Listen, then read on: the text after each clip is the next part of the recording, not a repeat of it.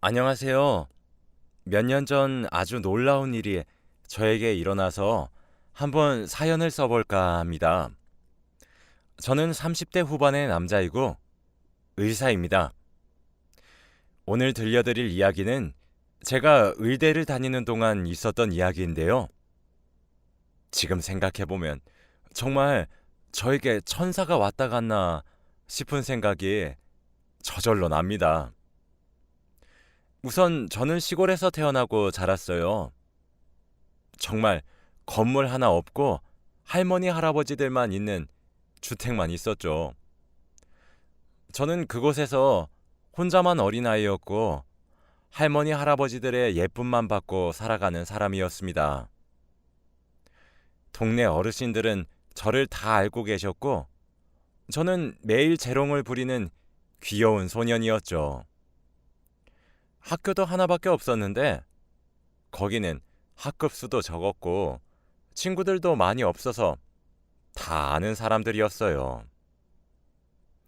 저는 한 번도 서울 같은 도시로 놀러를 가본 적이 없고 저희 동네를 벗어나면 낯선 곳에서 적응을 잘 못했기 때문에 항상 저희 동네 안에 있었습니다.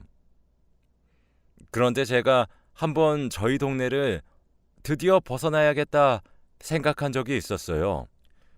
제가 바로 의사를 꿈꾸기 시작하면서부터입니다. 초등학생 때까지는 그래도 하루 종일 놀기만 했는데 중학생이 되고 진로에 대해 고민을 하니 의사가 되고 싶더라고요. 사실 저희 아버지가 몸이 많이 편찮으신데 아버지같이 아픈 사람을 치료해 줄 수 있는 의사가 되고 싶었습니다. 그리고 의사가 되기 위해서 공부를 열심히 했고 나름 저희 동네에서는 제가 공부를 제일 잘했어요.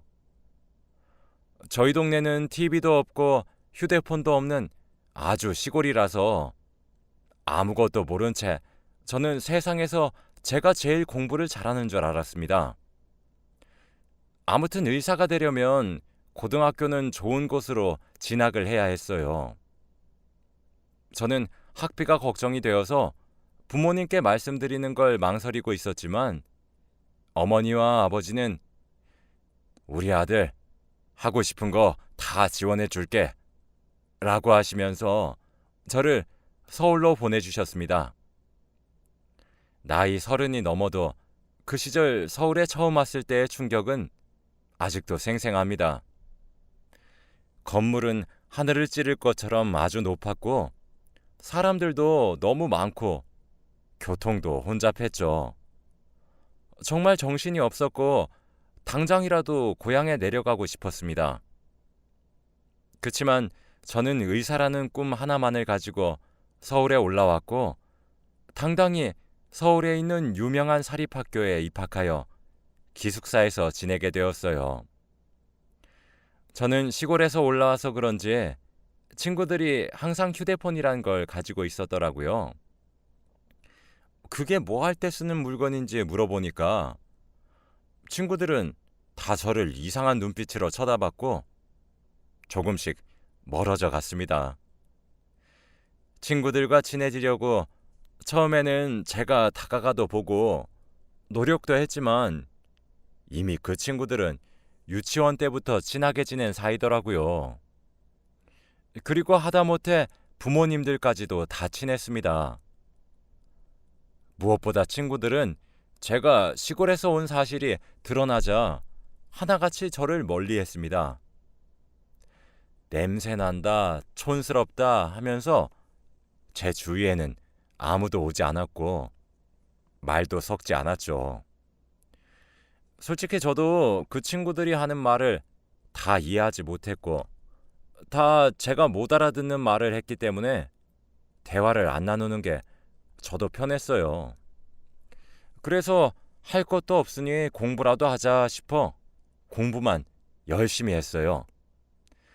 그런데 친구들은 제가 공부하는 것도 가만히 두지 않았습니다. 제가 자리에 앉아서 책을 펴면 그 책을 가져가서 어딘가에 숨기기도 하면서 공부를 방해했죠. 그리고 늘 저한테 너 같은 시골에서 온 애가 우리를 이길 수 있을 것 같아? 너 우리가 하루 종일 놀고 먹을 것 같지? 웃기지 마. 우리는 너랑 다르게 어릴 때부터 영어로 외국인이랑 대화도 하고 하루 종일 골프, 테니스 같은 거 하면서 살았어. 너처럼 하루 종일 땅 따먹기 했던 애랑 우리는 차원이 다르다고. 너 같은 애가 우리 학교 졸업하면 우리 얼굴에 얼마나 먹칠하는 일인지 알지? 라고 했어요. 저는 그 말들을 듣고 처음에는 저와 다른 세상의 사람들이라고 놀랐어요. 하지만 애들이 그럴수록 더 저급하다는 것을 느꼈고 오히려 그런 애들과 같은 사람이 되면 안 된다는 생각에 공부를 더 열심히 한 것 같아요. 그렇게 자신감이 넘치는 아이들의 길을 눌러줘야겠다는 생각으로 고등학교를 들어가고 첫 중간고사에서 저는 당당히 1등을 했습니다. 정말 밤을 새가면서 코피가 터질 때까지 공부를 했어요. 애들은 저를 보고 놀라했고 그 후로 경쟁이 붙은 것 같았습니다. 저는 그들을 경쟁 상대라고 생각하지 않았고 제 머릿속에는 고향에 있을 부모님이 떠오르면서 의사가 되겠다는 생각 하나밖에 없었어요. 제가 그들을 무시하고 공부를 더 열심히 할수록 저를 괴롭히는 애들의 폭력 수준은 점점 커져갔고 저는 아랑곳하지 않았죠.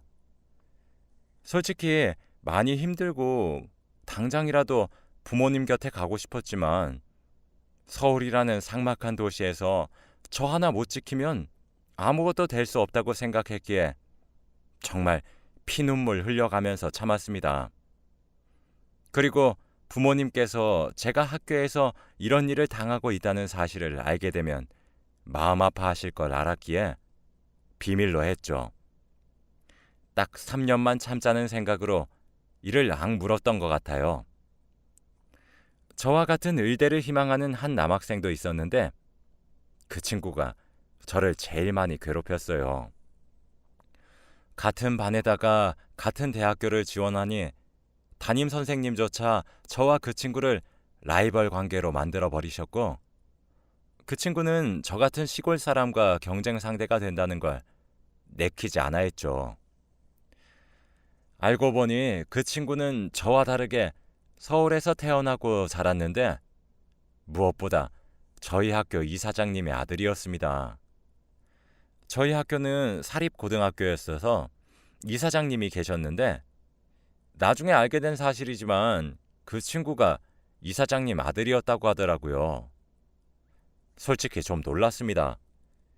이사장님은 자기 아들이 의대를 가길 원하셨고 저를 이기라고 그 친구한테 말했나 봐요. 그 친구는 저를 이기지 못하니까 괴롭히면서라도 자신이 저보다 위에 있다는 걸 느끼고 싶었던 것 같고 저를 향한 물리적인 괴롭힘은 물론 악담도 자주 퍼부었죠. 저는 고등학교를 졸업할 때까지 휴대폰이 없었어요.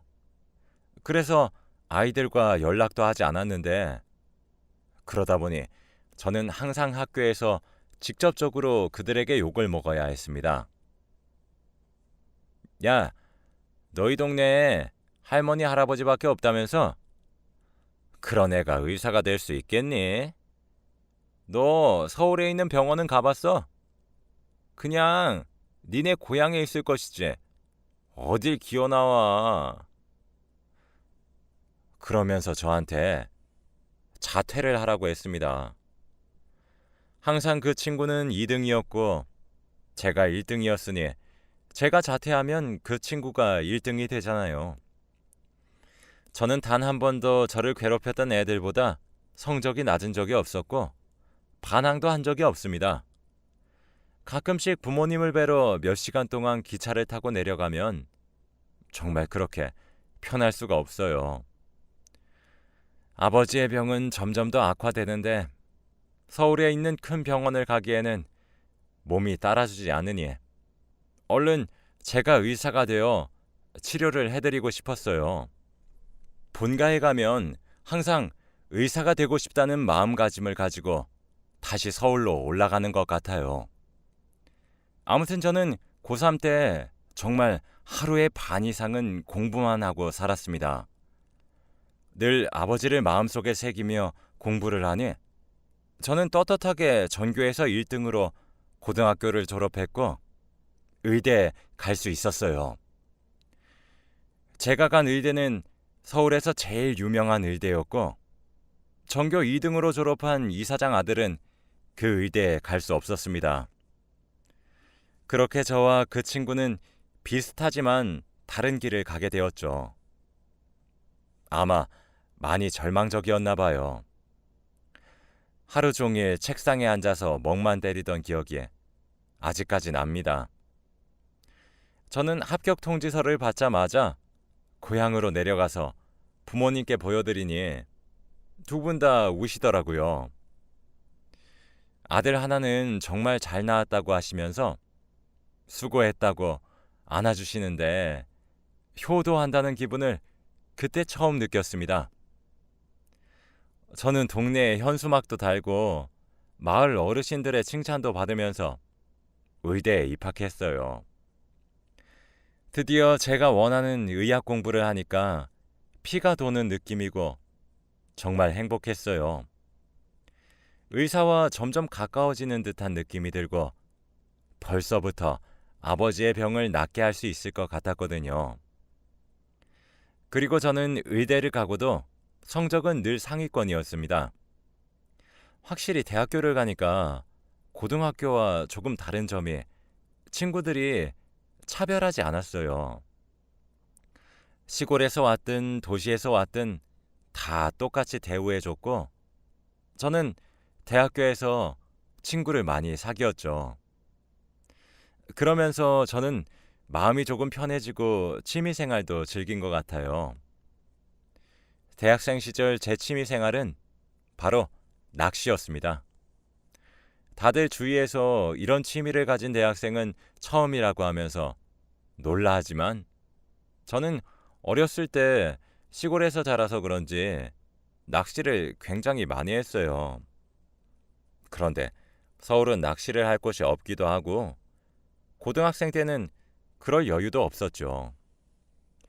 이제 대학생이 되고 쉬는 날이면 섬에 가서 낚시를 하고 오기도 했습니다. 낚시를 하러 가면 아저씨들이 굉장히 많으셨고 어린 제가 낚시를 하니까 좋아하시더라고요. 그날도 어김없이 저는 늘 가던 섬에서 낚시를 하고 여유를 즐기고 있었습니다. 그곳에는 낚시를 하는 사람들이 굉장히 많았고 다 하나같이 풍경을 바라보며 낚시를 즐기고 있었죠. 그런데 그때 제 뒤에서 첨벙 하는 소리가 들리더라고요. 저는 처음에 바위 위에서 낚시를 하니까 뭐가 떨어졌나 보다 했는데 갑자기 사람들이 비명을 지르면서 으악이라고 하는 게 아니겠어요. 저는 놀라서 뒤를 쳐다보니 사람이 떨어졌다고 했습니다. 그곳은 수심이 깊은 바다라서 나오기 힘들어 보였고 빠진 사람은 수영도 못하는 것 같았습니다. 그런데 아무도 그 사람을 구해주는 사람이 없었고 저는 상황이 심각해지기 전에 빠진 사람을 구해야겠다는 생각으로 바다에 들어갔습니다. 저는 어렸을 때부터 아버지와 강에서 헤엄을 치며 놀았던 적이 많아서 수영을 할 줄 알았기에 그 사람을 구출할 수 있었죠. 그 사람은 여성분이었고 겨우 구하니 물을 많이 먹어서 그런지 숨을 쉬지 않더라고요. 저는 학교에서 배운 인공호흡 방법을 이용해서 그 여자를 살려내는데 몇 분 정도 지나니 그 여자가 입에서 물을 뿜고 깨어났습니다. 저는 한순간에 혹시 죽었을까라는 생각이 들면서 너무 무서웠는데 그렇게 깨어나니 의사가 되는 이유가 바로 이거구나 싶더라고요.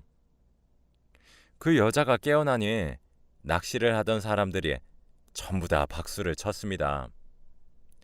그 여자한테도 고맙다는 말을 들었죠.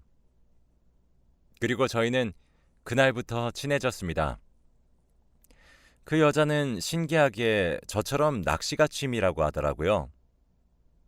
요즘 일이 바빠서 낚시를 많이 못했는데 오랜만에 낚시를 하다가 이런 일이 생겨서 정말 놀랐다며 살려주셔서 고맙다고 했습니다. 그 여자가 정확히 무슨 일을 하는진 모르겠지만 얼굴이 정말 예뻤어요. 태어나서 그렇게 예쁜 사람은 처음 봤습니다. 그렇게 그날 저는 그녀와 함께 낚시를 하고 해가 질 때쯤 배를 타고 헤어졌어요. 육지로 가서 밥도 먹고 이야기도 나누면서 서로에 대해 많이 알아갔습니다. 한 번도 저희 속마음을 다 이야기해 준 사람이 없었는데 그녀와 이야기를 하니 제 마음속에 묵혀있던 말들이 다 나오더라고요. 그래서 어릴 적에 있었던 일이나 힘들었던 일들을 다 이야기했더니 그녀는 저를 위로해주고 충고도 많이 해주었어요. 대학생 때는 저에게 휴대폰이 있었기 때문에 그 여자와 전화번호를 주고받았고 저희는 헤어졌죠. 그리고 자주 연락하면서 만나기도 했고 특히 낚시를 많이 다녔습니다. 사람들도 없고 조용한 곳에 가서 낚시를 하니까 정말 좋더라고요. 그리고 제가 시골에서 살았던 것도 알아서 저희 부모님한테도 소개시켜 드렸습니다. 그녀는 평생 서울에서 살아서 이런 정겨운 시골에서 살고 싶다고 말했고 일이 끝나면 바로 시골로 내려가서 살 거라고 하더군요.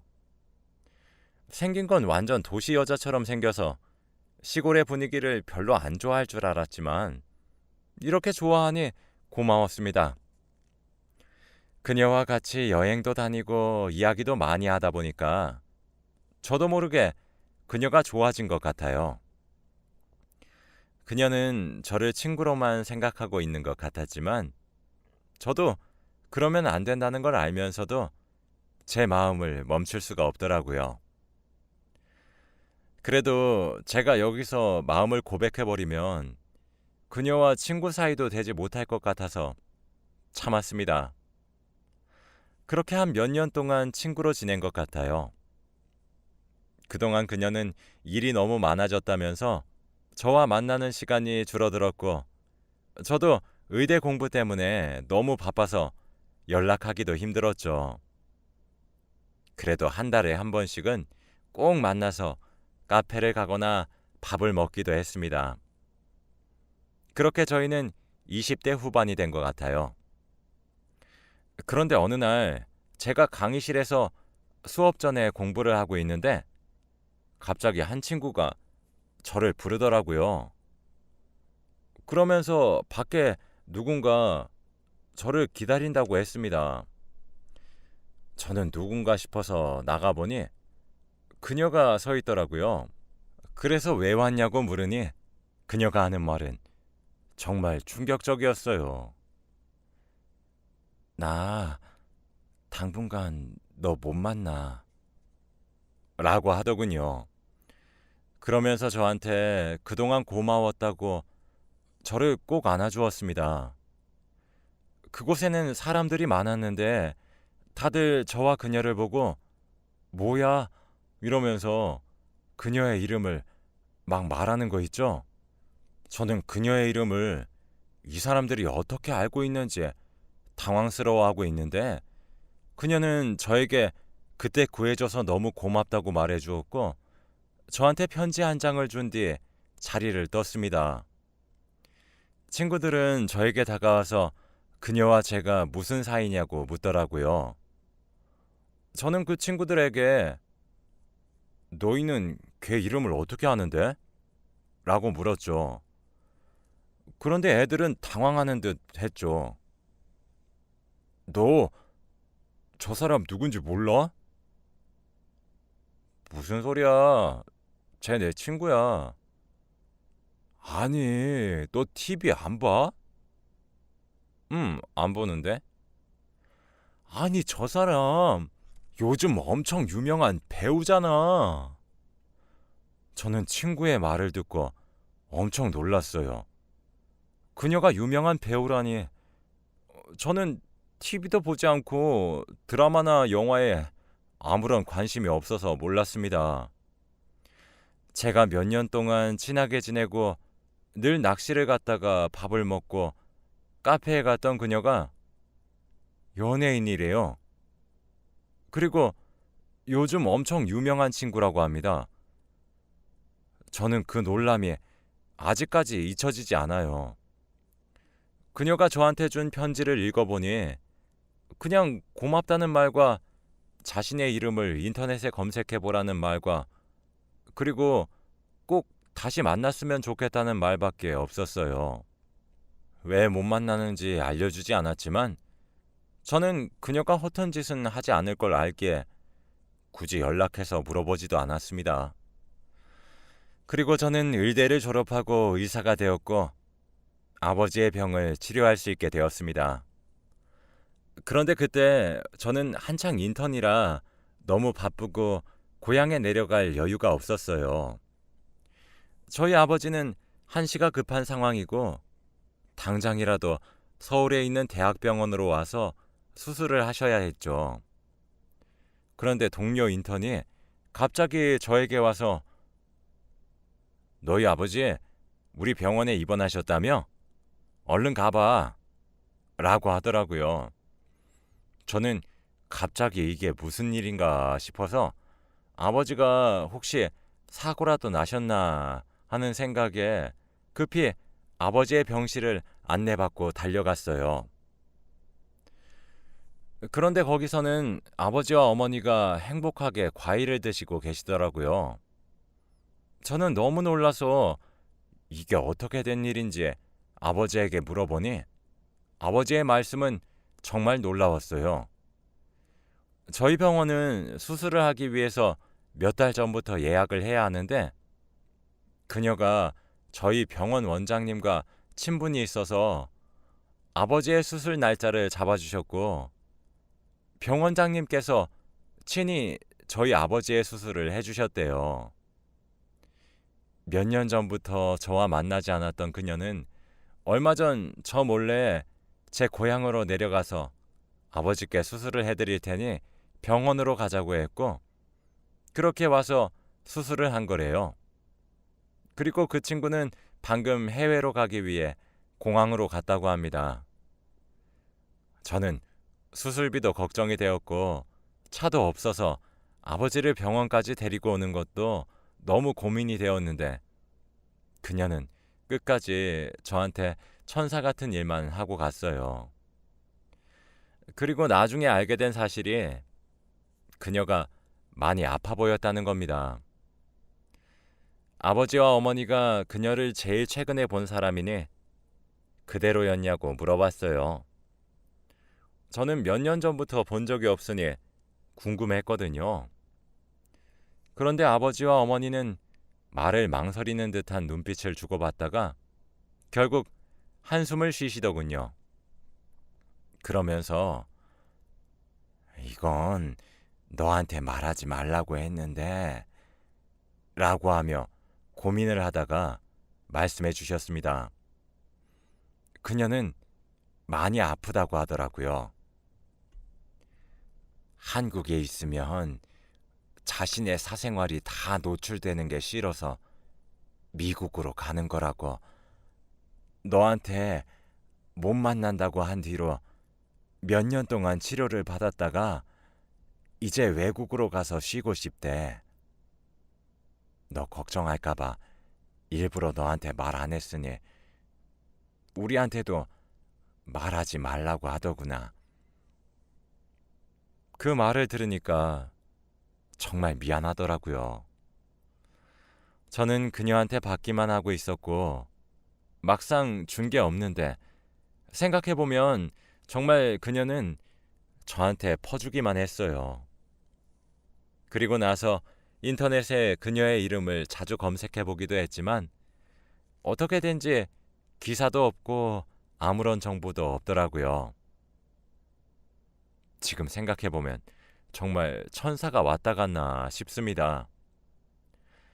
사막 같은 제 인생에서 오아시스 같은 여자였어요.